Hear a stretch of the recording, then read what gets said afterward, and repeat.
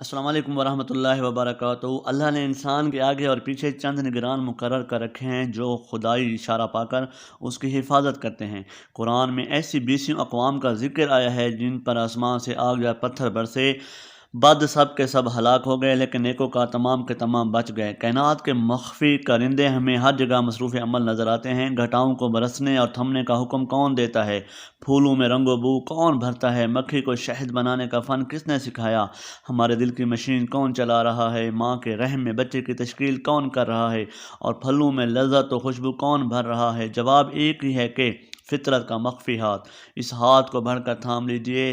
جب ہم فطرت کے سامنے جھک جاتے ہیں تو اسے مسخر کر لیتے ہیں۔ میرا ایمان ہے کہ نیک لوگوں کو تباہی کی کسی طاقت سے کوئی گزند نہیں پہنچ سکتا، نہ دشمن سے، نہ راہزن سے، نہ آگ سے، نہ سانپ سے، کیونکہ دکھ گناہ کا نتیجہ ہے، اور جہاں گناہ کا وجود ہی نہ ہو وہاں دکھ کا کیا کام۔